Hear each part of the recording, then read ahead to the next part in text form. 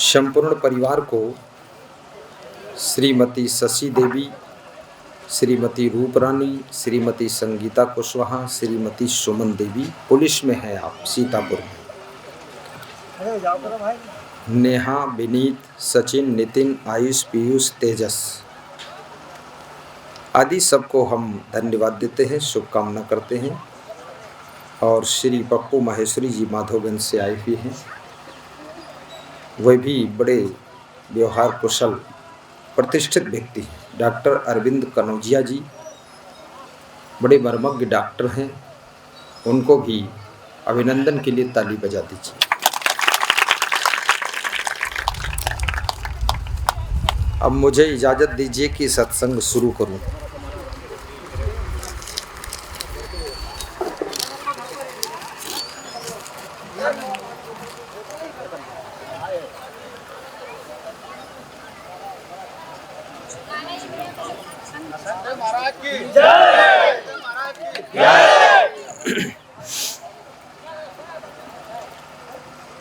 मुंडन संस्कार के उपलक्ष्य में सुखद सत्संग का कार्यक्रम, गुरु आशीर्वाद का कार्यक्रम रखा गया है।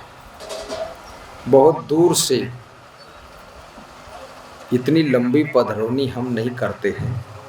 ये मेरे लिए आना जाना 350 किलोमीटर पड़ जाएगा, बहुत लंबा है। लेकिन यहाँ आने के बाद थकान तो उतर गई, मुस्कान आ गई। आस्था और व्यवस्था और घर में बना है नाश्ता, वो देख करके मन खुश हो गया। सब सीधे बैठ जाएंगे।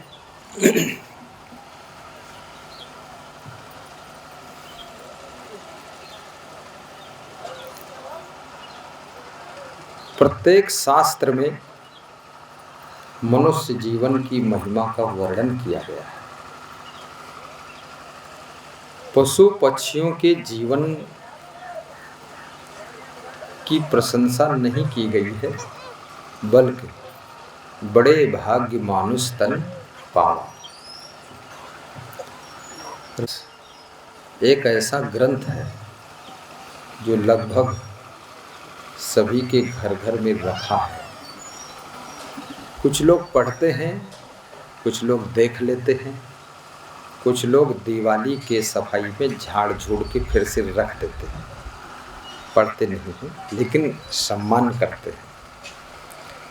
तो जब भगवान श्री राम 14 वर्ष का वनवास पूर्ण करके वापस लौटकर अयोध्या आए थे, 14 वर्ष के बाद कोई वापस आए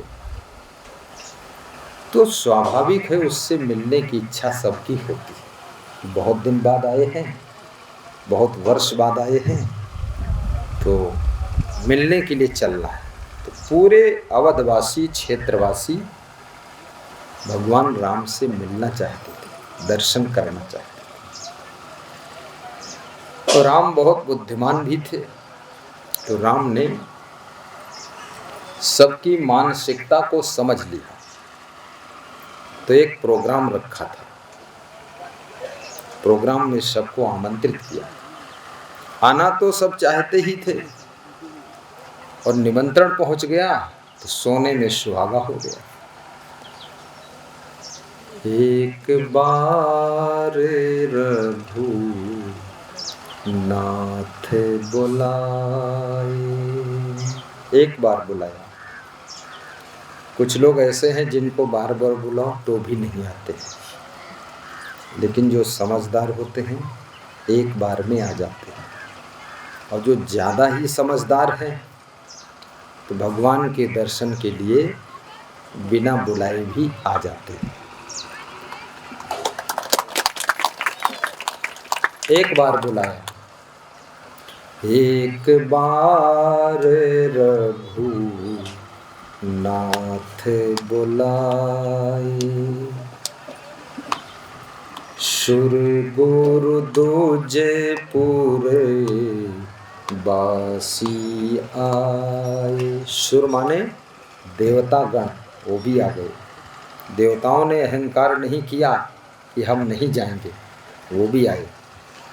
गुरु लोग भी आए, जितने गुरु थे हम जैसे लोग वो भी आए।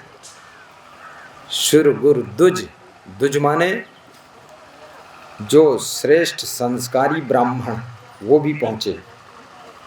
दुज कहते हैं जिसका एक जन्म, शरीर का जन्म माता पिता से हुआ और जिसके अंदर संस्कारों का जन्म किसी महान गुरु से हुआ है। यानी शरीर का जन्म और संस्कार का जन्म। बाबा, दो जन्म होते हैं। शरीर आपका जन्म ले लिया, अभी आप मनुष्य नहीं हैं, मानव नहीं हैं, मानव का चेहरा है लेकिन मानव का चरित्र नहीं है। मानव का रूप है लेकिन मानव का स्वरूप नहीं है। मानव का ढांचा है पर मानव का ये सांचा नहीं है, क्योंकि मानव बनने के लिए भी बड़ी साधना करना पड़ता है। और ये साधना को यदि सीख गए तो मानव से तुम महामानव बन सकते, देव मानव बन सकते, देव मानव। और अगर चूक गए, साधना नहीं किया, तो आप मानव से दानव भी बन सकते, दानव भी बन सकते। मानव देवता नहीं बना, इस बात की कोई गम नहीं। मानव मानव रह जाए तो भी ठीक है, लेकिन देवता नहीं बन पाया तो भी कोई गम नहीं। कम से कम मनुष्य का है तो रूप और मनुष्य का काम कर रहा है। मानव देवता नहीं बना, इस बात की कोई गम नहीं। कम से कम मानव राक्षस नहीं बना, ये बात भी कोई कम नहीं, ये बात भी कोई कम नहीं। कितने लोग मनुष्य के रूप में राक्षस हैं। मांस, मछली, अंडा, मुर्गा, शराब, भेड़ा, बकरा, भैंसा, गाय, सुअर, चिड़िया, मछली, जो भी दिखाई दे गया उसको पकाकर खा लेते हैं, ये राक्षस है। वह आहार कीजिए जिसमें हिंसा नहीं होती, जिसमें दूसरों की जिंदगी नष्ट नहीं होती। अभी यहाँ पर छोटा सा सांप निकल पड़े, छोटा सा, जहर भी ना हो उसमें, तो भी सब भाग जाएंगे, पूरा भगदड़ मचेगी। कौन बचेगा? हम बचेंगे, ऊपर वाले बच जाएंगे। ये सोचेंगे नीचे है कोई बात नहीं, अपन तो दूर है, लेकिन बाकी सब भागेंगे। क्यों? क्योंकि हम मरना नहीं चाहते इसलिए भाग रहे। क्यों? हम जीना चाहते इसलिए भाग रहे। तो जब हम नहीं मरना चाहते हैं तो दूसरे प्राणी क्या मरना चाहते हैं? कोई नहीं मरना चाहता। सांप भी जब मयूर को देखता है तो डर के भागता है, आपको भी देखता तो डर के भागता है, वो भी मरना नहीं चाहता और तुम भी मरना नहीं चाहते। लेकिन जीने की इच्छा तो सबकी है, पर कुछ लोग, मनुष्य एक बुद्धिमान प्राणी है, बहुत बुद्धि है इसके पास, ये मार भी सकता है और बचा भी सकता है, दूसरों को जिंदगी दे भी सकता है और दूसरों की जिंदगी ले भी सकता है। मनुष्य अगर संभल जाए तो इससे बड़ा कोई देवता नहीं, और मनुष्य फिसल जाए तो इससे बड़ा कोई दानव भी नहीं। हनुमान जी बंदर थे कि नहीं थे? लेकिन सत्संग के प्रभाव से इतने महान बन गए कि हनुमान भी भगवान बन गए और हनुमान की पूजा होने लगी। बहुत से लोग हनुमान जी के नाम से व्रत भी रहते हैं। मंगलवार को व्रत रहने से आपके घर में अमंगल नहीं होता है। लेकिन हनुमान जी का व्रत रहने का मतलब क्या है? हनुमान जी कंदमूल, फल फूल शाकाहारी थे, तो आप शाकाहारी रहो, मांसाहार छोड़ दो, यही हनुमान का सबसे बड़ा व्रत है और हनुमान जी खुश हो जाएंगे, आपको आशीर्वाद देंगे। और हनुमान जी के नाम से व्रत रहो दिन भर, और अगले दिन जो है मुर्गा भैंसा सब हजम करो। हनुमान जी को भी दुख होगा कि मैं हनुमान हूँ लेकिन ये बेईमान है, आदमी ठीक नहीं है। व्रत भी रहो। और व्रत केवल मंगल व्रत की बात नहीं है, न सोमवार के व्रत की बात है, पूरी जिंदगी व्रत से विभूषित होना चाहिए। बहुत से व्रत आपको लेना है। नशा व्यसन को छोड़ने का व्रत ले लो, ये सबसे बड़ा व्रत है कि नशा नहीं करूंगा। गाली का व्रत ले लो कि गाली नहीं दूंगा। गाली देने से फायदा कुछ नहीं है, आपके मन की भड़ास निकल जाती, बाकी अगला तो जैसा तैसा रहता है, वो तो ढोल ढोले रहेगी। तुम गाली बकते रहो। गाली बकने से आपकी वाणी का प्रभाव और मूल्य कम हो जाएगा, और अपनी वाणी तुमने बिगाड़ लिया तो आपकी आदत बिगड़ गई। फिर आप साइकिल को भी गाली दोगे। साइकिल क्या गाली समझती है? साइकिल के कान होते हैं, वो नहीं समझती है। समझे ना समझे, अब तुम्हारी आदत बन गई। फिर आपके जूते नहीं मिलेंगे तो उनको गाली दोगे, कहोगे साले पता नहीं कहाँ जूते हैं, वो भी साले हो गए तुम्हारे। अब आदत बन गई। सबसे कम गालियां कौन देता है? जो समझदार होता है, और जिसको ज्ञान विवेक है वो गाली नहीं बकता है, और जिसके अंदर संयम नियम है वो लड़ाई झगड़ा भी नहीं करता है, गम खा लेता है। और गम खाने से उन्नति भी होती है और घर में शांति भी रहती है और घर का संगठन भी बना रहता है। आपके समान दुनिया में कोई नहीं है। आप पूरे विश्व में ढूंढ लो, सालिक राम जैसा आदमी दूसरा मिलेगा नहीं। उनके जैसा उनका लड़का भी नहीं है, वो भी अलग जैसा है कुछ। उनके जैसे हम भी नहीं। हर जीव, हर मनुष्य, हर नारी सब निराला है। बाप बहुत कोशिश करता है सब बेटा मेरे जैसा हो जाए, उसके जैसा नहीं बनता। उससे अच्छा बन जाएगा या उससे थर्ड पर्सन हो जाएगा, और या तो बिल्कुल फैले हो जाए। वैसा नहीं हो पाता। सब निराले लोग हैं। तो राम ने सबको बुलाया, सब आ गए। सुर गुरु दुज पुरवासी आए, पुरवासी भी आ गए, गांव के लोग, अयोध्या के लोग सब इकट्ठे हुए कि भगवान ने बुलाया है अच्छा चांस। अभी जैसे यहाँ समागम हुआ तो मुझे लगता है जिस दिन से तारीख मिली है उस दिन से बुलाना ही शुरू है।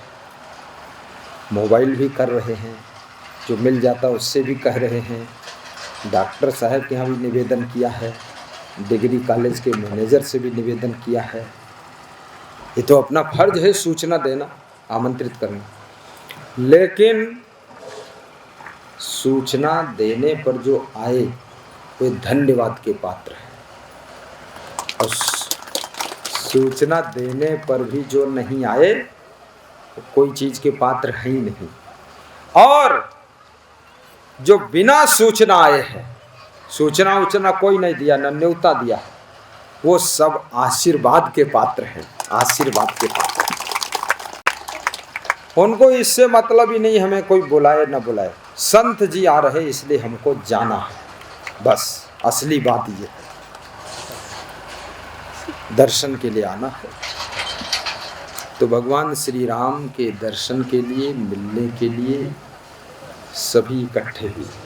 तो राम ने वहाँ क्या सुनाया है? राम बहुत बड़े वक्ता थे, बहुत बड़े विद्वान थे, गुणवान थे, महान थे, भगवान थे। राम क्या सुनाते हैं? बड़े भागी मानुष तन पावा। दोहराओ दोहराओ, थोड़ा काम तुमको भी मिलना चाहिए, मैं आधे लोग सो जाओगे। माताओं ने दोहराया है, इधर वाले तो पता नहीं का बोलत हैं कि बड़े भाग्य जूता खोइगे का होइगे। बोलो, बड़े भाग्य मानुष तन पा। घुमाना कैमरा बाबा, इनका भी थोड़ा शकल आ जाए, एक हमरन पर सब फायरिंग न कर देना, थोड़ा इन पर भी ठीक। हाँ, घुमाना चाहिए, जब गाँव तो घुमाओ और हंसे तो घुमाए दो। इनके दांत आवक चाहिए, हमारे दांत तो बहुत अच्छे। हाँ डॉक्टर, हंसा करो तुम। हाँ ठीक है। हाँ, हंसने से कोई डॉक्टरी में कमी ना लागे, हम तो हंसते हैं, कोई हमारी सदुआ में कमी ना आएगी। हंस के रहो जिंदगी। सुर दोर लाभ सद ग्रंथन गावा। सुर दोर लाभ सद ग्रंथन, जोर से बोलो, बड़े भागी। वाह, बिल्कुल बिल्कुल, बहुत सुंदर बहुत सुंदर।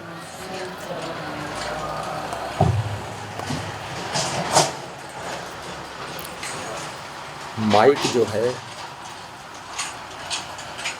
माइक चलाने वाला बहुत बढ़िया आदमी और बहुत मेहनत किया है इसने, बहुत सेटिंग किया है, उसको भी धन्यवाद है। कम से कम माइक सीटी नहीं दे रहा, चल रहा है। धन्यवाद बेटा, बड़ी आशा लेकर वो भी आए हैं, वो भी भक्त आदमी है। प्रेम से बैठो, बढ़िया चल रहा है, ठीक।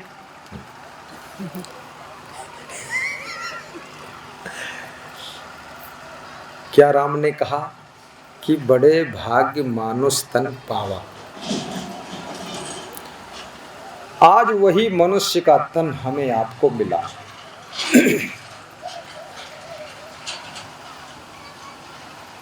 लेकिन ये वो शरीर है जो देवताओं को भी दुर्लभ है। देवी और देवता इंतजार में हैं कि हमें कब मनुष्य शरीर मिलेगा। लेकिन जिनको मनुष्य शरीर मिला है वे मनुष्य शरीर की कीमत नहीं समझते। ना ना ना, वे हरफन मौला बने घूम रहे हैं, बौड़म बने घूम रहे हैं, बांगड़ू बनकर घूम रहे हैं। कुछ लोग कहते भी इनसे तो बैलो अच्छे, ऐसा भी लोग कहते हैं। मनुष्य शरीर इतना महान शरीर है, जितना सुख पाना चाहो उतना सुख पा सकते हो इस मनुष्य शरीर में, इतना पा सकते। और जितना सम्मान पाना चाहो उतना सम्मान भी पा सकते हो, और जितने धनवान बनना चाहो धनवान भी बन सकते हो। लेकिन करना क्या है, आज इसके लिए भी फार्मूला बता देता हूं। आप गुणवान बनो, गुणवान, तो आपको सुख शांति सफलता मिलेगी। चरित्रवान बनो, कदम कदम पर सम्मान मिलेगा। आप मेहनत करो, सही डिसीजन लेकर के काम करो तो धनवान बनोगे, तो आपके घर में सब सुविधा बनी रहेगी। और विचारवान बनो, विवेकवान बनो, सत्संग सुन सुन करके अपना विवेक जागृत करो। विवेकवान बनो तो आपको जिंदगी में दुख नहीं मिलेगा, खूब सुख मिलेगा। विवेक, जैसे अभी हमारे भक्त जी, इनका विवेक जागृत 50% तो हो ही गए।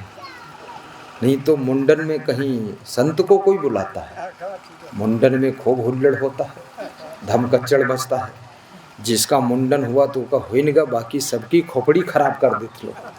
हाँ, लेकिन इन्होंने सोच है, विवेक है कि गुरु जी को बुलाऊं, सबको आशीर्वाद मिले, सबको दर्शन मिले, और बच्चे को आशीर्वाद मिले, और सबको ज्ञान भी मिले, कुछ सुनने को भी मिले, हमारा समाज सुधरे, गांव सुधरे और लोग सुखी हो, इसलिए हमको बुलाया है।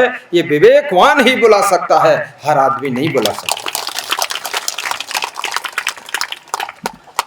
शालिग्राम धन्यवाद है आपको, आप ऐसे इस घर के मुखिया ना होते तो मैं कैसे आता।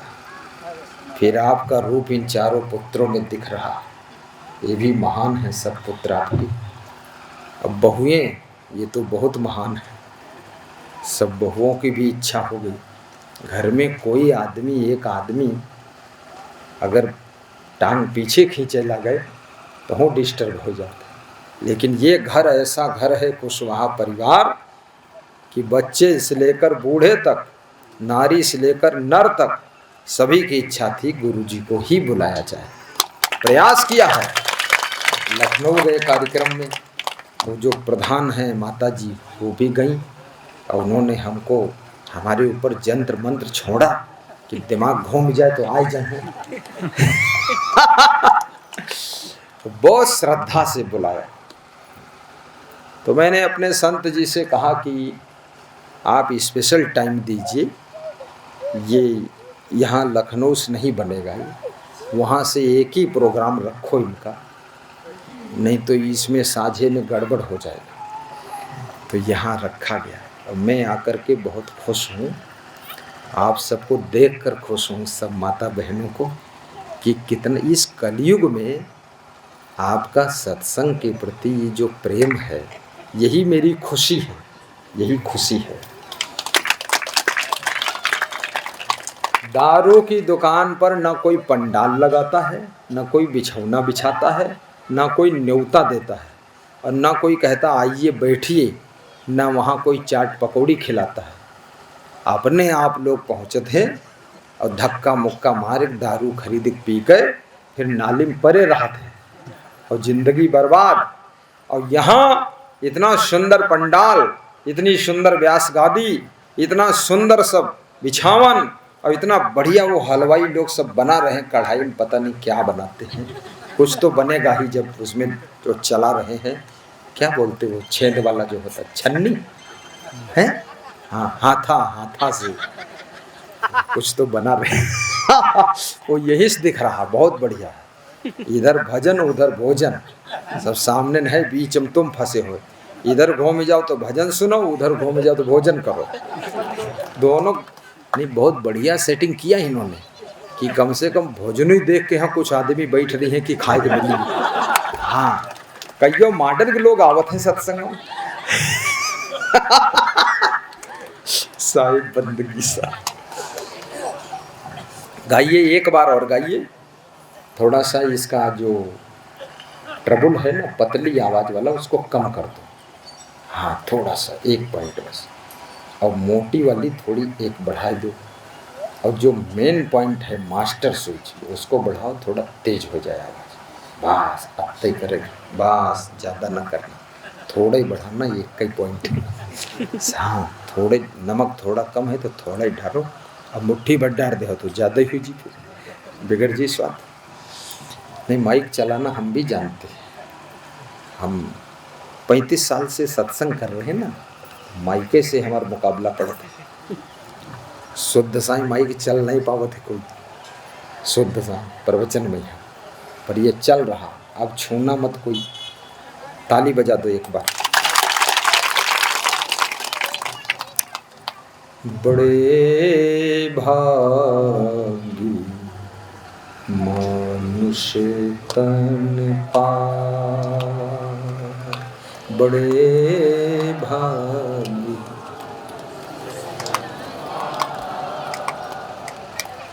और मनुष्य जीवन जीने की कला ना आए तो कभी कभी तुम जिंदगी से दुखी होकर कहते हो इससे अच्छा जानवर ही बन के पैदा हुए होते तब ठीक रहे।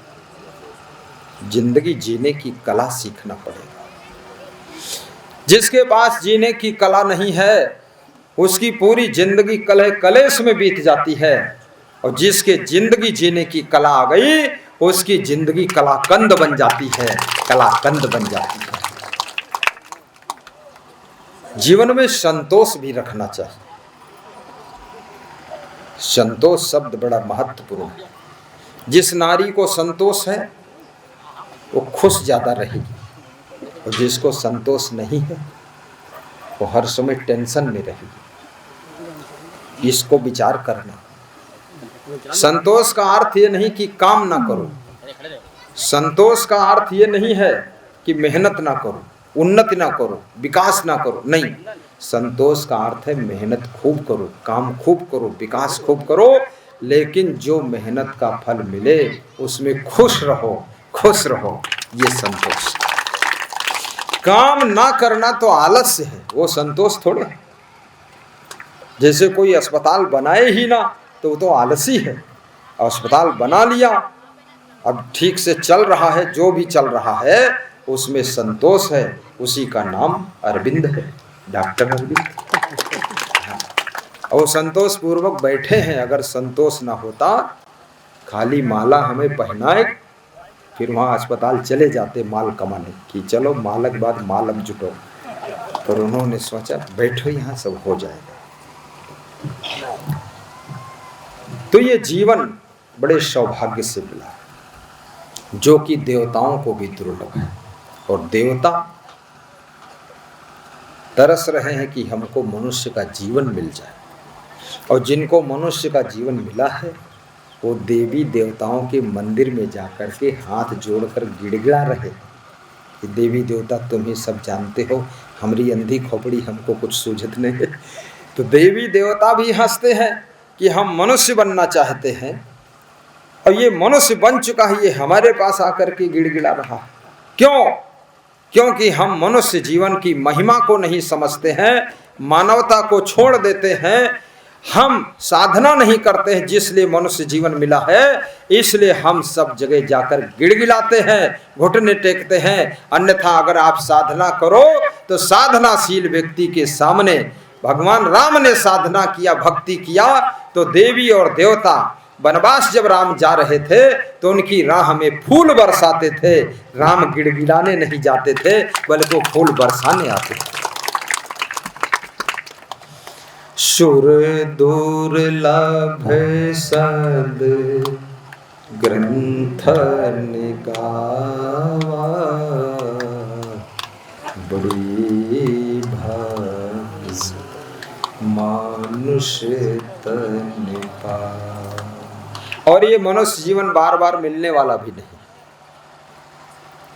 मानुष तन दुर्लभ, मिले न दूजी बार, पक्का फल जो गिर पड़ा, बहुर न लागे डार। ये कबीर साहब कहते हैं, पेड़ से पका हुआ फल नीचे गिर जाए जमीन में, फिर वो डाल में नहीं लगता। तो ऐसे मनुष्य जीवन एक बार अगर खो गया, चूक गए, तो बार बार मिलने वाला भी नहीं। इसलिए चांस है, अवसर है, ऐसा अवसर खोइए मत। चाणक्य ने नीति शास्त्र में लिखा है, पुनर्वित्तम पुनर्मित्रम पुनर्भार्या पुनर्मही एतत् सर्वम पुनर्लभ्यम न शरीरम पुनः पुनः। आपका धन खो जाए फिर मिल जाए, दोबारा मिल जाए। पत्नी रूठ जाए, मायके चली जाए, तो मना लोगे तो दोबारा आ जाएगी। पुनर्भार्या, भार्या माने पत्नी होता है। पुनर्मित्रम, और मित्र नाराज हो जाए तो समझा लोगे, मना लोगे तो फिर खुश होकर मित्रता रख सकता है। पुनर्मही, और जमीन तुम्हारी कोई दूसरा ले ले, कुछ असमंजस बस आपको बेचना पड़े या छोड़ देना पड़े लड़ाई झगड़े के डर से, तो जमीन भी दोबारा खरीद सकते, ये दोबारा मिल जाएगी, वही मिल जाएगी। एक डॉक्टर के यहाँ मैं गया मध्य प्रदेश में, डिस्ट्रिक्ट मंदसौर में। तो उस डॉक्टर ने कहा कि गुरुजी ये मकान किराए से, इसी में रहते हैं, इसी में दवा खाना। तो हमने कहा किराए से? कितने दिन से किराए से रहते? बोले 5 साल हो गए। तो हमने कहा इसके पहले? कहीं पहले ये मकान अपने रहे, हमारे बनावे है, तो फिर कैसे गड़बड़ हो गया? कहीं गड़बड़ कुछ नहीं हुआ, लड़का जो है बहुत ऊंची पढ़ाई पढ़ रहा है, पैसा नहीं रहे गुरुजी, तो इस मकान को हमने 17 लाख में बेच दिया और फिर ये हम किराए से रह गए। काले लड़का पढ़ के आई जी, और जब वो भी कमाने लगेगा हम भी कमाएंगे, तो यह मकान फिर खरीद ली 22 लाख हम, ये हम रह। सोचिए, आपका मकान चला गया वापस फिर मिल सकता है, जमीन चली गई वापस फिर मिल सकती है, मित्र खो गए वो भी मिल सकते हैं, पत्नी रूठ गई मनाओगे आ सकती है, और धन खो गया फिर से कमा सकते हो, लेकिन लेकिन लेकिन मनुष्य जीवन एक बार अगर खो गया तो ये बारंबार मिलने वाला नहीं है। इसलिए मनुष्य जीवन में कृपया सावधान रहिए, ये जीवन को व्यर्थ मत कमाइए। आइए अब आगे क्या है, साधन धाम मोक्ष कर द्वारा। बहुत सुंदर, ये साधना करने का धाम है, ये मनुष्य शरीर, इसको धाम कहा है। जैसे आप कहते हैं ना बद्रीनाथ धाम, केदारनाथ धाम, कबीर धाम, ये भी धाम है। तुलसीदास लिखते हैं, भगवान राम कहते हैं ये साधना धाम है, इसमें साधना हो सकती है। कैसी साधना? बहुत बड़ी साधना, मोक्ष की साधना, भक्ति की साधना, सुख शांति की साधना, संयम नियम की साधना, सत्संग की साधना, सदाचार की साधना, ये साधना करने के लिए। अब साधना कैसे होती है वो भी बता देता हूँ। आप जो सत्संग सुनते हैं, इसमें ऐसे कितने लोग हैं जिन्होंने मोबाइल के YouTube में हमारा प्रवचन सुना है? जरा हाथ उठाकर बताएं। वेरी गुड, बहुत सुंदर, नीचे कर ले। डॉक्टर बच गए हैं, बात से सुन लेना। साधना, ये जो सत्संग सुनते हो तुम, सत्संग सुनना भी साधना है, सत्संग कराना भी साधना है, माता पिता की सेवा करना साधना है, परिवार के प्रति अपने कर्तव्यों का निर्वहन करना वो भी साधना है, और याद रखना गुरु का दर्शन करना भी साधना है। कितना मन को रोकना पड़ता है, सब कामों को रोकना पड़ता है और सब कुछ छोड़ना पड़ता है, तब गुरु के दर्शन कर पाते हो। ये साधना का काम है। गुरु की सेवा करना ये बहुत बड़ी साधना है। सत्संग कराना, जैसे हमारे सुरेश, राजेश, राकेश, अवधेश, ये चारों भैया मिलके सत्संग करा रहे हैं, ये बहुत बड़ी साधना है। अब ये साधना का फल है। क्या फल है? क्या कोई पशु पक्षी सत्संग करा सकते हैं? क्या पशु पक्षी गुरु का दर्शन कर सकते हैं? क्या पशु पक्षी प्रवचन सुन सकते हैं? नहीं। तो ये साधना मनुष्य जीवन में ही हो सकती है। शाकाहारी जीवन जीना ये भी साधना है। नशा व्यसन से मुक्त रहना ये बहुत बड़ी साधना है, क्योंकि मन चंचलता करता है, मन भागता है कि सब बीड़ी पियत हैं, हम पीबे नहीं करें, हम पी के देख ली। लेकिन मन को रोक लेना वो साधना है। गलत मार्ग से मन को ब्रेक लगाना ये बहुत बड़ी साधना है। और ये साधना की शक्ति कहाँ से मिलती है? वो सत्संग से मिलती है। और सत्संग कहाँ मिलता है? वो इसी गांव में मिल रहा है। ये साधना है। साधन धाम मोक्ष कर द्वारा। बहुत देर सत्संग नहीं चलेगा, बस 10 मिनट और, क्योंकि सैंपल दिया गया है। फिर आएंगे 2-3 दिन के लिए, कभी आएंगे, तब फिर सत्संग खूब चलेगा। फिर माइक सेट भी हम साथ में लाएंगे, पंडाल भी साथ में लाएंगे हम। ये बिछावन और व्यास गादी 80 तखत लाएंगे हम, 14 गाड़ियों के साथ आएंगे और 20 कर्मचारी लाएंगे। पूरा बिछौना 2 एकड़ लग जाए पंडाल, इतनी बड़ी व्यवस्था। अब हम आने वाले हैं, अब 2 बार तो ऐसे ही आ गए, अब अगली बार नंबर है। ठीक है, सब लोग राजी हो इसमें? ऐसा ना हो हम आवे और तुम्हें गायब हो जाओ, हैं? खाली हम और यही परिवार बैठे, ऐसा तो नहीं होगा। एक एक श्रोता 10-10 लोगों को लेकर आ जाओगे, हाँ तो ठीक बन जाएगा। 20, 10 के बजाय 20 ले आएंगे। अब आइए, संयम नियम से रहना भी साधना है। ये छोटी मोटी साधना नहीं है, संयम नियम से रहना।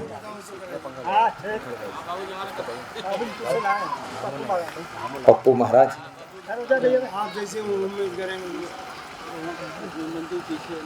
पप्पू के लिए एक बार ताली बजा दो।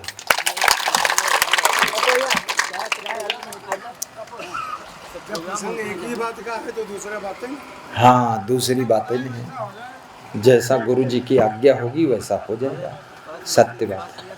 आइए आगे आगे थोड़ा और सुन लेते हैं, फिर बातचीत करेंगे। हाँ, डॉक्टर साहब भी बड़े उत्सुक व्यक्ति हैं। इसमें छठे छठे लोग आए हैं, डिग्री कॉलेज वाले आए हैं। डिग्री कॉलेज के मैनेजर साहब देखा ही आए कि ठीक ठाक हो तो हम बुलाएंगे फिर।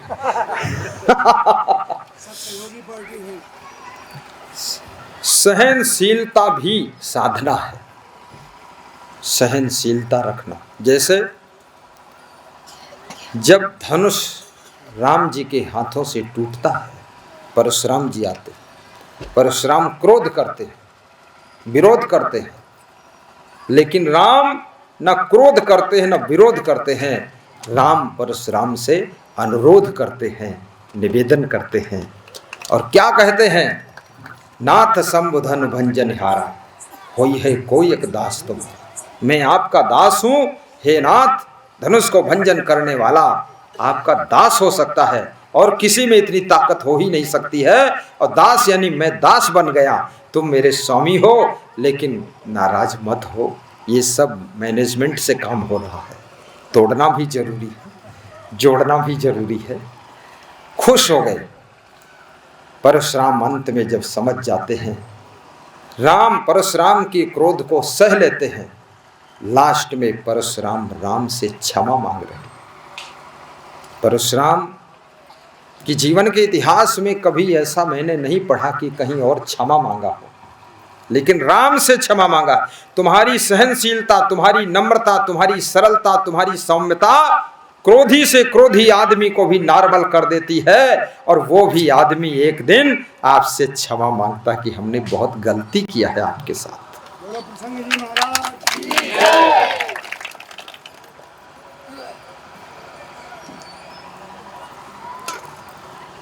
क्या क्षमा मांगा? परशुराम कहते हैं, अनुचित बचन कह्यों अज्ञाता, क्षमा हूँ क्षमा मंदिर दो भ्राता। हे राम, हे लक्ष्मण, आप दोनों भाई क्षमा के मंदिर हो।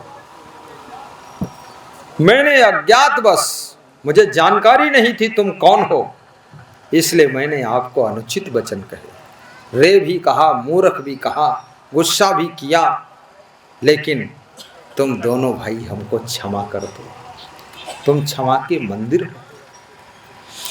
अनुचित वचन कह्यों अज्ञाता,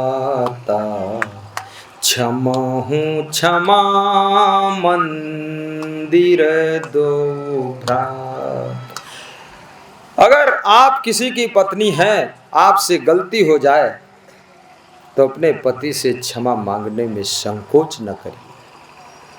क्षमा मांगने से संताप खत्म हो जाता है, त्रेताप खत्म हो जाता है, और श्राप खत्म हो जाता है, और गलती का पाप खत्म हो जाता है, और आप अपने आप खुश हो जाते हैं।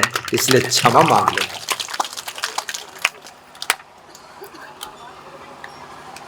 बेटे से गलती हो जाए, पिताजी से क्षमा मांगने में संकोच न करो। लेकिन जब तुम क्षमा मांगना चाहते हो तो आपका अहंकार आपको समझाता है क्षमा मत मांगना। इतनी गलती तो सभी लोग करते हैं, इसमें क्या क्षमा मांगना। ये आपका अभिमान समझा देता। आप पति हैं, लेकिन अपनी पत्नी के साथ अगर आपने बहुत बड़ी गलती किया है, दुख दिया है, उससे क्षमा मांगिए, तब उस पाप से छुटकारा पाओगे। और क्षमा मांगने से आपके मन का अहंकार टूट जाता है, और अहंकार के टूटने से सुख शांति और सफलता का द्वार खुल जाता है। जब अहंकार टूटता है तो सफलता का द्वार खुलता है। कभी कभी भाई के साथ भूल हो जाए, क्षमा मांगने में संकोच मत करो। क्षमा को धर्म कहा गया है, क्षमा को धर्म कहा गया है। और क्षमा करना ये बहुत बड़ी चीज है। जिनको स्वर्ग से ऊंचे स्थान पाना है, स्वर्ग से ऊंचे, उन्हें दो ही काम करना चाहिए। गलती करने वालों को क्षमा भी कर दे।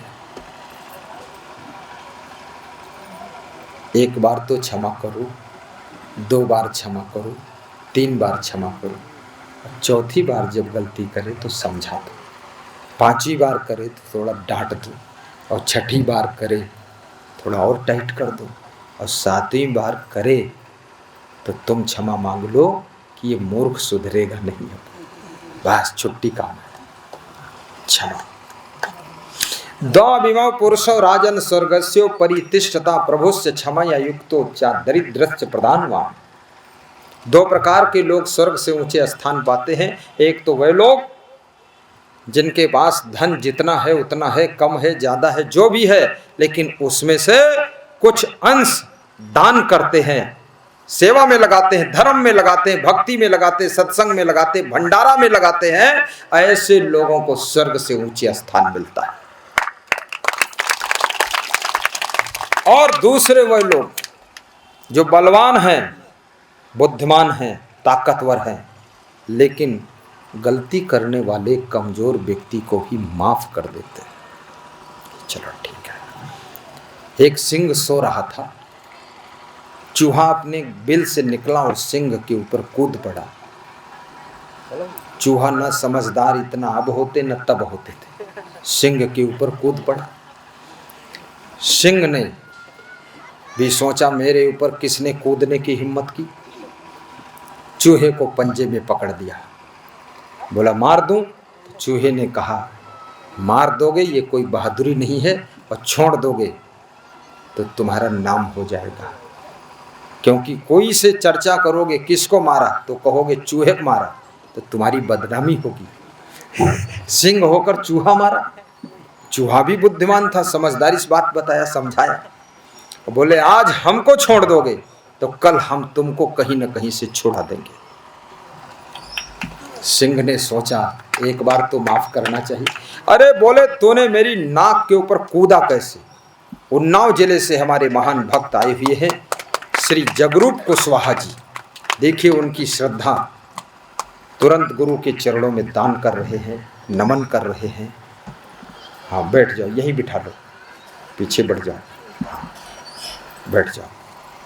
ये श्रीमती राम दुलारी कुशवाहा, आप कन्हैया लाल के यहाँ से, तुम्हारा नाम क्या है? रंजना। श्रीमती रंजना कुशवाहा, ये जगरूप के यहाँ से। आप प्रधान भी हैं और साथ में क्या है पता है, हम जानते, सुनार भी है, और स्कूल के मालिक भी हैं, और गुरुदेव के भक्त भी हैं।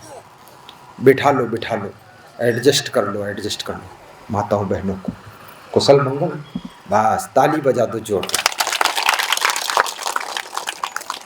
इन्हीं के सत्संग समागम में आपसे भेंट हुई थी, और वहीं से हम यहाँ आए थे ना। कितनी दूर है यहाँ से? 40-50 किलोमीटर, वहाँ से आए थे। एक दिन देखिए आपके कार्यक्रम में यहाँ से ये परिवार गया था, आज इनके कार्यक्रम में वहाँ से वो परिवार आया। धन्य हो, धन्य हो, महान हो। तो शेर ने कहा कि छोड़ देता हूँ तेरे को, छोड़ दिया। चूहा कूदा, अपने बिल में घुसा, परिवार से मिला, धड़कन बढ़ी हुई थी। उसकी पत्नी ने पूछा, धड़कन क्यों बढ़ी, बीपी हाई क्यों हुआ? अरे बोले जिंदगी बच गई, आज बहुत खतरा हो गया था। बोले क्या हुआ? अरे बोले सिंह की ऊपर कूद पड़ा मैं, उसके नाक पर कूद पड़ा तो सिंह ने पंजे में पकड़ लिया, मार डालता। बोले कैसे बचे? बोले बहुत बुद्धिमानी से बच के आया, इसीलिए धड़कन बढ़ी। बोले घबरा गए? अभी घबराहट मिटी नहीं। आदमी डर जाता तो धड़कन बढ़ जाती है, बीपी हाई हो जाता है। चूहा उस दिन कहीं निकला भी नहीं। दूसरे दिन शिकारी आया और शेर को जाल में फंसाया। शेर बहुत ताकत लगाया, जाल से नहीं छूट पाया। तब शेर जोर से चिल्लाया, दहाड़ा, तो चूहा बिल से निकल कर आया। बोले बिलबिलाइए मत, परेशान मत होइए, चिल्लाइए मत, दहाड़ मत मारिए, 1 मिनट का काम है। जो काम तलवार नहीं कर सकती सुई करती है। मैं चूहा हूं लेकिन इस काम को कर देगा। जाल को काट दिया और शेर से कहा तुम भाग जाओ। शेर भाग गया। जब शिकारी आया देखा जाल कटा हुआ है और शेर भाग गया फंसने के बाद भी। तीसरे दिन शेर और चूहे की मुलाकात हुई तो शेर ने कहा कि यदि तेरे को मैं उस दिन मार डालता तो मैं भी कल मर ही जाता, फंस जाता। याद रखना, जो किसी की रक्षा करता है उसकी रक्षा फिर ये कुदरत करती है। ब्लॉक प्रमुख के लिए भी एक बार ताली बजा दो। वाह वाह, जय हो जय हो। विधायक जी के प्रतिनिधि बैठिए, विराजिए, बहुत अच्छी जगह है, बैठ जाओ, यही बैठ जाओ। अब जगह और कहीं बची नहीं है। हाँ थोड़ा सा बस ऐसे, थोड़ा पीछे बढ़ जाओ, पीछे है, पीछे कब्जा करो। हाँ और ज़्यादा मत पीछे जाना, नीचे हो जाएगा। हाँ। बोलो सदगुरु भगवान की जय। साहिब बंदगी कहो, साहिब बंदगी। आशीर्वाद बहुत अच्छा। संगदेव महाराज की जय, संगदेव महाराज की जय। तो यदि वो सिंह चूहे को क्षमा न करता तो शायद सिंह की जिंदगी भी समाप्त हो जाती। जब दूसरों की तुम रक्षा करते हो तो ये प्रकृति तुम्हारी रक्षा करती है, और दूसरों के लिए जब तुम व्यवस्था करते हो तो कुदरत तुम्हारे लिए अनुकूल व्यवस्था करने लग जाती है। और दूसरों की जिंदगी जीने में तुम मदद करते हो तो तुम्हारी जिंदगी के लिए ये कुदरत मदद करने लग जाती है। इसलिए दूसरों की मदद करना सबसे बड़ा धर्म कहा गया। परहित सरिष धर्म नहीं भाई, पर पीड़ा सम नहीं अधवाई। परोपकार से बड़ा कोई धर्म नहीं। आप सभी का जीवन मंगलमय हो, आपके घरों में सुख शांति आए, आपका सुंदर स्वभाव बने, सुंदर प्रभाव हो और सुंदर मन का भाव हो, ये व्यास गादी शुभकामना करती है। और आप सबके लिए हम अपने गुरुदेव से आशीर्वाद मांगते हैं कि बुद्धि तो आपको मिली है लेकिन सद्बुद्धि भी प्राप्त हो, सद्बुद्धि प्राप्त हो। बुद्धि रावण के पास भी थी लेकिन राम के पास में सद्बुद्धि थी, इसलिए राम भगवान कहलाए और रावण राक्षस कहलाया। बुद्धि केवल आपको राक्षस बना सकती है, धनवान बना सकती है, लेकिन सद्बुद्धि आपको देवता बना सकती, भगवान बना सकती है और महान गुणवान चरित्रवान बना सकती है। इसलिए सद्बुद्धि की आवश्यकता है। लेकिन सद्बुद्धि कहाँ से मिलेगी? कहाँ से मिलेगी? 5 चीजें सत्संग से मिलती हैं। कौन कौन? मति की रति गति भूति भलाई, जब जेहि जतन जहाँ जेहि पाई। ये सज्जनों की संगत से मिलती 5 चीजें। मति, मति माने सद्बुद्धि। कीर्ति, कीर्ति माने यश, सम्मान। जो सम्मान राम भगवान का है वो सम्मान रावण का नहीं। और रावण के पास में कितना धन था? सोने की लंका थी, लेकिन वो सब राख हो गई। राम के पास में केवल एक ही भवन सोने का था, कनक भवन, बाकी ईंट पत्थर का था, पर वो राख नहीं हुआ। कनक भवन में राम लौट कर आते हैं, फिर से अयोध्या सुशोभित होती है। रावण के पास में एकलख पूत सवाऊ लख नाती थे, ता रावण घर दिया न बाती, एकलख पूत सवाऊ लख नाती, और सब विनाश हो गया। क्यों? क्योंकि रावण के पास में बुद्धि तो थी पर सद्बुद्धि नहीं थी, और कुसंगत के कारण दुर्बुद्धि हो गई, और दुर्बुद्धि का परिणाम यह हुआ कि रावण ने सब गलत डिसीजन लिया, जिससे रावण का सब विनाश हो गया। हमें आपको रावण नहीं बनना है, राम बनना है और सीता बनना है, और याद रखना लक्ष्मण बनकर के भाई की मदद करना है, सेवा करना है, और अपने जीवन में शत्रुघ्न बन करके घर में थोड़ा मौन भी साधना करना है, और भरत बन करके भाइयों से खूब प्रेम रखना है, और राम बन करके सत्य के पथ पर चल करके भगवान की डिग्री प्राप्त करना है। आइए, सत्संग विसर्जन का भी समय हो गया है। सत्संग करते करते 1 घंटा हो रहा है। हमारे विधायक प्रतिनिधि भी थक जाएंगे सुनते सुनते, अब ब्लॉक प्रमुख ऊब जाएंगे। वो इसी हिसाब से आए हैं कि अब ख़त्म हो रहा होगा, और ख़त्म बजाय और बढ़ाए दिन महाराज जी आफत खाम खा इसलिए अब ख़त्म ही करना है, क्योंकि समय बहुत हो गया है। फिर मिलेंगे तब ब्लॉक प्रमुख जी और सुनेंगे, और सभी लोग सुनेंगे, क्योंकि हमको जाना है, और 7 बजे वहाँ आश्रम पर व्यास गादी पे बैठ के प्रवचन देना है, जिसे लाइव टेलीकास्ट होना है, जो कि यूट्यूब के श्रोता सब लाइव सुनेंगे। हमें देर बहुत हो गई है, लेकिन कोई बात नहीं है, थोड़ी देर और लगेगी। आइए, एक छोटा भजन गाइए, फिर समापन करते हैं।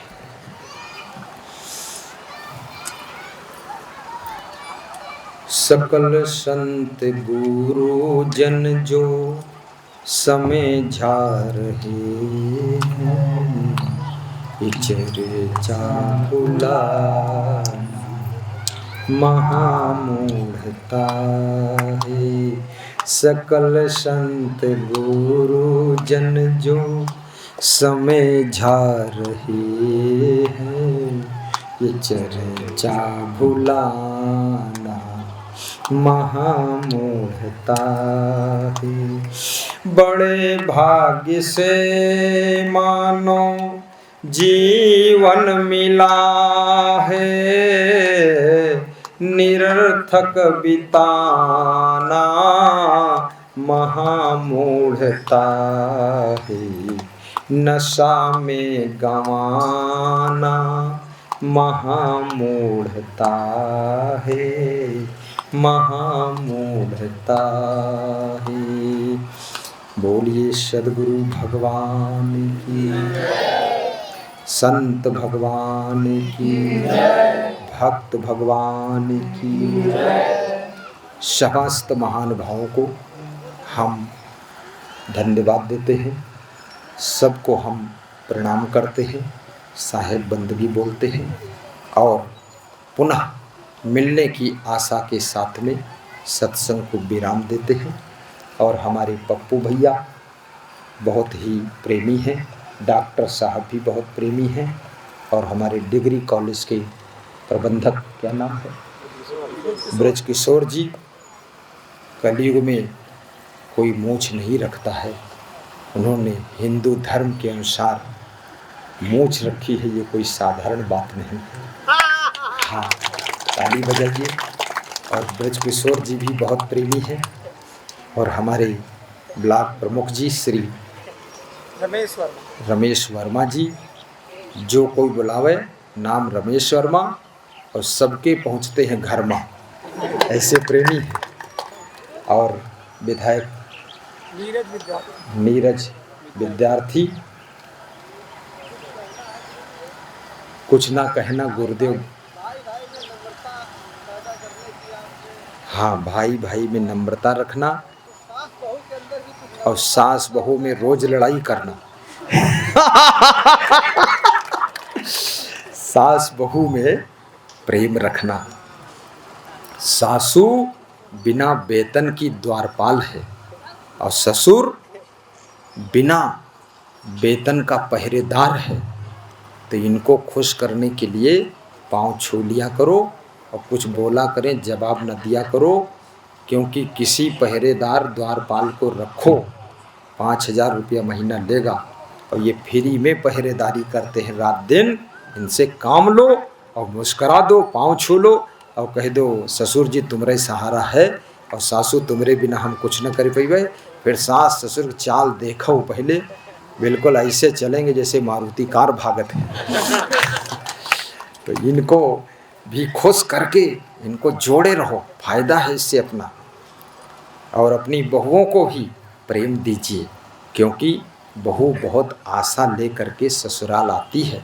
जब किसी लड़की के शादी की चर्चा चलती है ना, और लड़की बैठी हो पड़ोस में और लोग कहते हैं अब इनकी शादी होने वाली है, तो लड़की का मन खुश हो करके थोड़ा शर्मा करके चेहरा झुकाकर वो खुश होती है कि हम भी ससुराल जाएंगी, सासू मिलेगी, ससुर मिलेंगे, पति मिलेगा, देवर मिलेगा, जेठ मिलेगा, सब कुछ मिलेगा, आषाढ़ सावन भादव मिलेगा।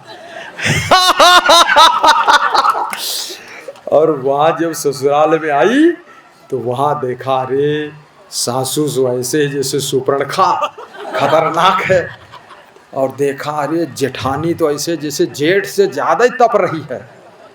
हालत खराब हो गई। और ससुर को देखा वो तो पूरा बाणासुर है, डंडा लेके नहीं घूमत, कुदाल लेके मारे दौड़त। अब उन्होंने याद दिला दिया। मैं सास ससुर का सत्संग बहुत अच्छा सुनाता हूँ, भाई भाई वाला, अगली बार सुनाऊंगा। लेकिन ऐसा नहीं करना है। वो बेटी बहुत ही मन में भाव लेकर आई है कि ससुराल में हमको सुख मिलेगा, अच्छा लगेगा, और इतनी खुशी से ससुराल आती।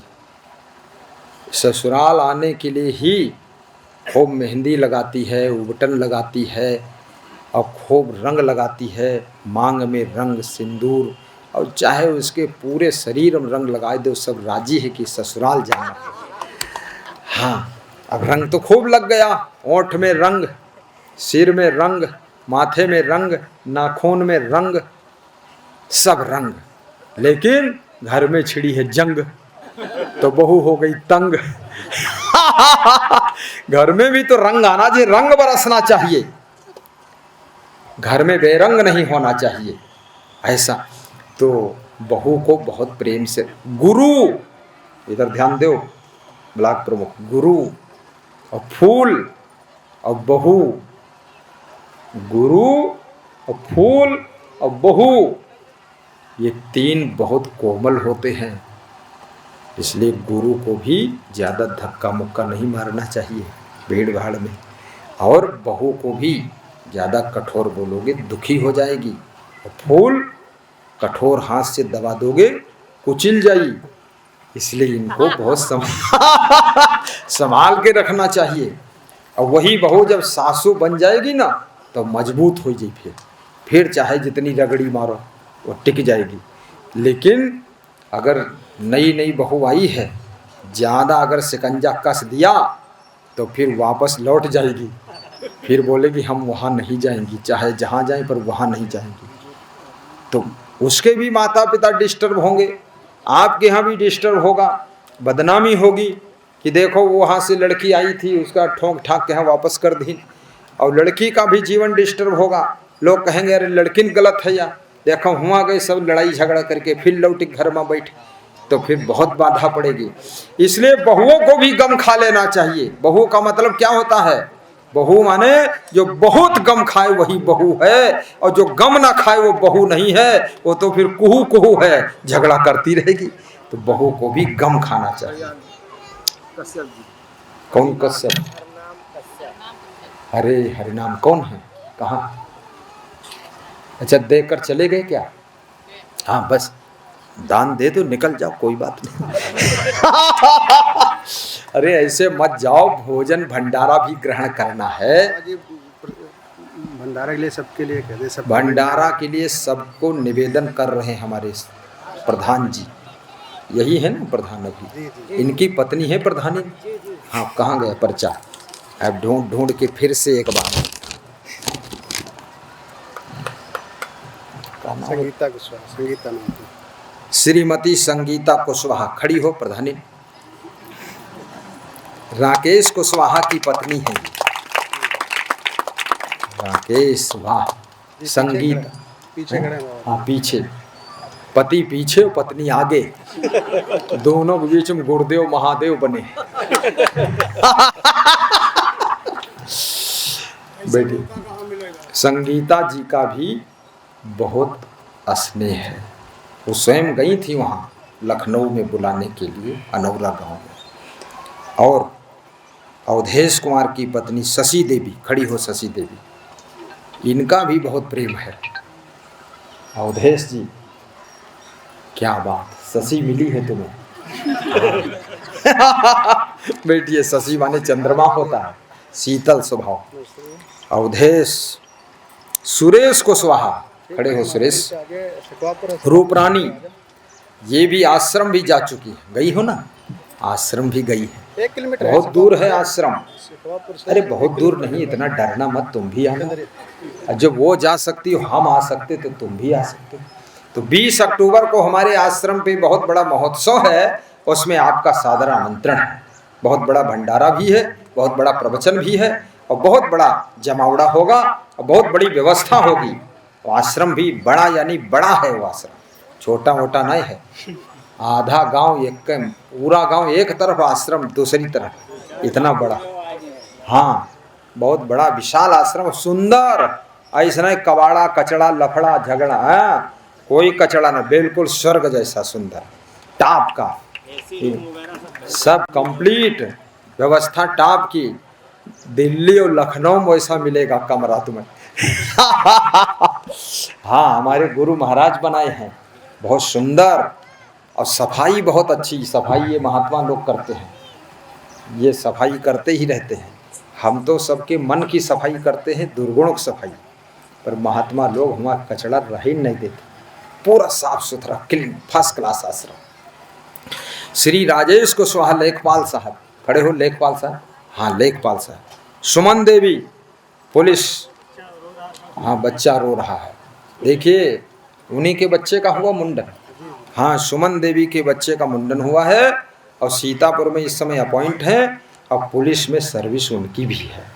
देखिए कितना बड़ा सौभाग्य है। लेखपाल जी बहुत अच्छा है। ये पूरा परिवार है, इस परिवार के बच्चों को भी व्यास गादी धन्यवाद दे रही है, शुभकामना कर रही है। और आगंतुक जो हमारे महानुभाव हैं, एक से एक इसमें बुद्धिमान गण बैठे हुए हैं। ये हमारे जगरूप कुशवाहा भी आश्रम जा चुके हैं, खड़े हो, खड़ी हो, जो जो आश्रम गए हैं वो सब एक साथ खड़े हो, जितने लोग जा चुके। सुरेश खड़े, हाँ ये भी गए हैं, ये भी देखो इतने लोग। हाँ ये जो खड़े हैं, ये छाता लगाए हैं, ये की बदनाई खड़े हैं कि ये आश्रम गए नहीं, छाता लगाओ बद खड़े हैं। हाँ इनका मन गिनो। तो ये सब लोग आश्रम जा चुके हैं, अब सबका न्योता है, सब लोग आना। वहाँ तो तुम 50,000 आदमी एक साथ आ जाओ तो हम कमी नहीं है। बैठो, आश्रम में चावल बनाने का कारखाना, तेल बनाने का कारखाना, आश्रम में आटा बनाने का कारखाना, और सब बड़ी व्यवस्था है। हमारे गुरुजी ने किया, हमने नहीं किया है। और संत लोग संभालते हैं, भक्त लोग संभालते हैं, हम तो केवल सत्संग करते हैं बस। आप एक साथ हंसते हैं, हाँ हाँ हाँ हाँ बस हो गया, हंसना भी चाहिए। तो आइए, देर हो रही है, अब टाइम नहीं लगाएंगे हम। सभी को धन्यवाद दे करके, साहब बंदगी करके, कितने लोगों की इच्छा है दोबारा महाराज जी तिबारा फिर आवें? जिनकी इच्छा है हाथ ऊपर मत उठावें। आपने उल्टा हाथ उठा दिया। फिर से सुनो, जिनकी इच्छा है महाराज जी हमारे यहाँ तीसरी बार आवें, बड़ा सत्संग करें और 2-3 दिन यहीं रुकें, और कायदे से 3-3 घंटा एक बार हम सुनावें, जिनकी ऐसी इच्छा है वह लोग हाथ ऊपर को उठाइए। अब आधे लोग उठाई नहीं, समझ कोई सोच रहे उधर धोखा फिर हो जाए। सबकी इच्छा है, आएंगे, अवश्य आएंगे, अवश्य आएंगे। और सभी लोग भक्ति भी करना, भक्ति में कुछ कठिन नहीं है, बस मांस मछली अंडा नशा शराब जुआ बीड़ी सिगरेट गांजा चरस तंबाकू छोड़ना है, आपस में प्रेम से रहना है, और सत्संग सुनना है, दुर्गुण दूर करना है, और अच्छे अच्छे गुण ग्रहण करना है, अपने जीवन को सुगंधित बनाना है, आनंदित बनाना है। यही करना है भक्ति में, और कुछ नहीं है। खूब उन्नति करो। चलो धन्यवाद। अब हमारे महात्मा जी आगे की सूचना प्रसारित करें और आगे की प्लानिंग हमारे डॉक्टर अरविंद जी, श्री ब्रजकिशोर जी प्रबंधक, पप्पू भैया और ये कुशवाहा परिवार शालिग्राम जी का सब लोग मिल करके आगे की प्लानिंग, ब्लॉक प्रमुख जी, हमारे विधायक प्रतिनिधि जी, विद्यार्थी साहब, प्लानिंग बनाइए। 3 दिन का बड़ा प्रोग्राम हो, 2 दिन का। हाँ, उसमें सभी लोग जुटिए, तन मन धन से जुट जाइए। कैसे जुटना है? तन मन धन तीनों से जुट जाना है। ठीक, प्रचार प्रसार सभी लोग करें, सब लोग समझें कि हमारे गुरुजी आ रहे हैं, ऐसा समझ के बुलाना, तो उसकी रौनक बहुत बढ़ जाएगी। बोलिए सदगुरु भगवान की जय। बोले सदगुरु भगवान की जय, असंग साहिब की जय, संत समाज की जय। कुशवाहा आप 2 मिनट धन्यवाद दें।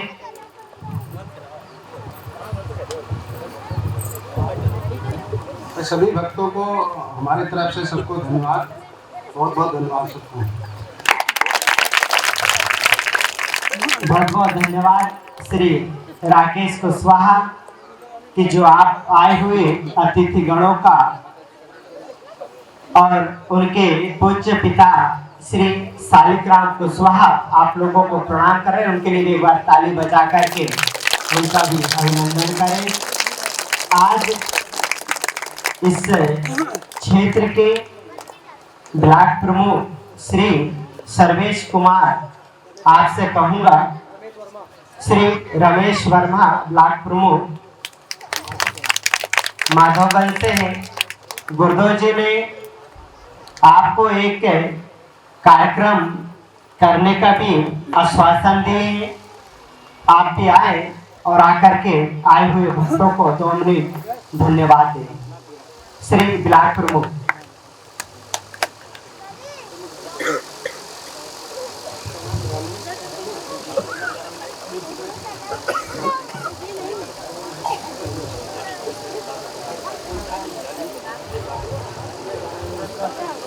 श्री रमेश ब्लॉक प्रमुख आता है और बाकी लोग बैठे रहेंगे, कोई हड़बड़ी ना मचाए।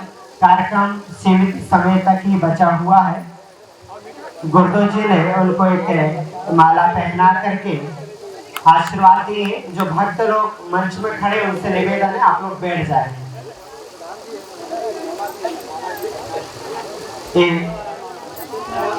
श्री मेवाराम मामा जी हैं, आपको भी धन्यवाद है। आइए श्री ब्लॉक प्रमुख जी, श्री विधायक प्रतिनिधि श्री नीरज विद्यार्थी,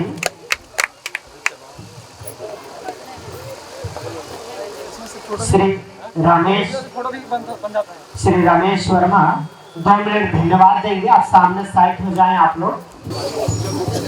बहुत बहुत धन्यवाद ब्लॉक प्रमुख श्री रमेश वर्मा, आपने अपने मधुर शब्दों में, कम शब्दों में धन्यवाद दिए।